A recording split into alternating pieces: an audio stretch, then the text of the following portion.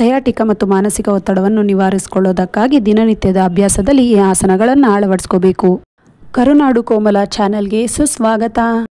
ಉಸಿರು ತುಂಬಿಕೊಳ್ತಾ ಎರಡೂ ಕಾಲುಗಳ ನಡುವೆ 3 ಅಡಿ ಅಂತರವನ್ನಿಟ್ಟು ಬಲಪಾದವನ್ನು ಬಲಗಡೆ ತಿರುಗಿಸಬೇಕು.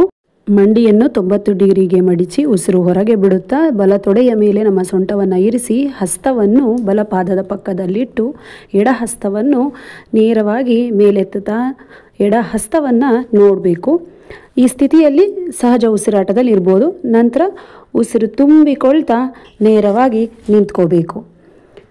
ಹಾಗೆ ಎಡಗಡೆ ಉಸಿರು ಹೊರ ಹಾಕ್ತಾ ಎಡಮಂಡಿಯನ್ನು 90 ಡಿಗ್ರಿಗೆ ಮಡಿಚಿ ಎಡ ಹಸ್ತವನ್ನು ಎಡಪಾದದ ಪಕ್ಕದಲ್ಲಿಟ್ಟು ಬಲಗೈಯನ್ನು 45 ಡಿಗ್ರಿಗಳಿಗೆ ಮೇಲೆ ಎತ್ತಿ ಹಸ್ತವನ್ನು ನೋಡಬೇಕು. ಈ ಸ್ಥಿತಿಯಲ್ಲಿ ಉಳಿದಾಗ ಸಹಜ ಉಸಿರಾಟ ಇರ್ಬೋದು.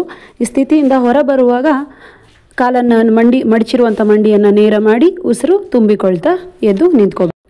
ಇದರ ನಂತರ ಪರಿವೃತ್ತ ತ್ರಿಕೋನಾಸನವನ್ನು ಮಾಡೋಣ. ತಾಡಾಸನ ಸ್ಥಿತಿಯಲ್ಲಿ ವಿಶ್ರಾಂತಿ.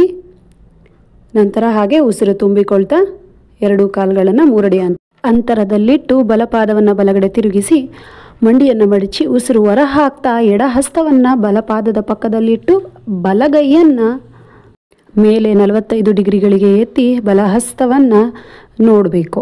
ಸೊ ಇದು ಪರಿವೃತ್ತ ತ್ರಿಕೋನಾಸನ. ಇಲ್ಲಿ ದೇಹವನ್ನು ನಾವು ಟ್ವಿಸ್ಟ್ ಮಾಡಿರೋದ್ರಿಂದ ಆದಷ್ಟು ಎದೆ ಭಾಗವನ್ನು ಹಿಗ್ಗಿಸಬೇಕು, ಕುಗ್ಗಲಿಕ್ಕೆ ಬಿಡಬಾರ್ದು. ನಂತರ ಉಸಿರು ತುಂಬಿಕೊಳ್ತಾ ನೇರವಾಗಿ ನಿಂತ್ಕೋಬೇಕು. ಹಾಗೆ ಇವಾಗ ಎಡಗಡೆ ಎಡಪಾದವನ್ನು ತಿರುಗಿಸಿ ಉಸಿರು ಹೊರಗೆ ಹಾಕ್ತಾ ಎಡಮಂಡಿಯನ್ನು ಮಡಿಚಿ ಬಲಹಸ್ತವನ್ನು ಎಡಪಾದದ ಪಕ್ಕದಲ್ಲಿಟ್ಟು ಎಡಗೈಯನ್ನು ಮೇಲೆ 45 ಡಿಗ್ರಿಗಳಿಗೆ ಎತ್ತಿ ಹಸ್ತವನ್ನು ನೋಡಬೇಕು. ನಿಧಾನವಾಗಿ ಉಸಿರು ತುಂಬಿಕೊಳ್ತಾ ನೇರವಾಗಿ ಎದ್ದು ನಿಂತ್ಕೊಂಡು ತಾಡಾಸನದಲ್ಲಿ ವಿಶ್ರಾಂತಿ ಪಡೆಯಬಹುದು. ಉತ್ಥಿತ ಮತ್ತು ಪರಿವೃತ್ತ ಪಾರ್ಶ್ವಕೋನಾಸನವನ್ನು ಅಭ್ಯಾಸ ಮಾಡೋದ್ರಿಂದ ಜೀರ್ಣಕ್ರಿಯೆ, ಏಕಾಗ್ರತೆ, ಸ್ನಾಯುಗಳು, ಮಂಡರೊಚ್ಚು ಬಲಗೊಳ್ಳುತ್ತೆ. ಮಾನಸಿಕ ಒತ್ತಡ, ಮುಟ್ಟಿನ ಅಸ್ವಸ್ಥತೆ, ಸೊಂಟದ ನರದ ನೋವು ನಿವಾರಣೆ ಆಗುತ್ತೆ. ಸಯಾಟಿಕ, ಕೆಳಬೆನ್ನು ನೋವು, ಮಲಬದ್ಧತೆಯಿಂದ ಮುಕ್ತಿಯನ್ನು ಪಡೆಯಬಹುದು. ಈ ಆಸನಗಳನ್ನು ಕುತ್ತಿಗೆ ನೋವು, ಬೆನ್ನು ಮೂಳೆ, ಮಂಡಿ, ಹರ್ನಿಯ ಅಥವಾ ಲೋ BP, ಹೈ BP, ರಕ್ತದೊತ್ತಡ ಇರುವಂಥವು ಮಾಡಬಾರ್ದು. ಗುರುಗಳ ಮುಖೇನ ಅಥವಾ ಗುರುಗಳ ಸಲಹೆ ಮೇರೆಗೆ ಅಭ್ಯಾಸವನ್ನು ಕೈಗೊಂಡ್ರೆ ಉಚಿತವಾಗಿರುತ್ತೆ. ನಮಸ್ತೆ.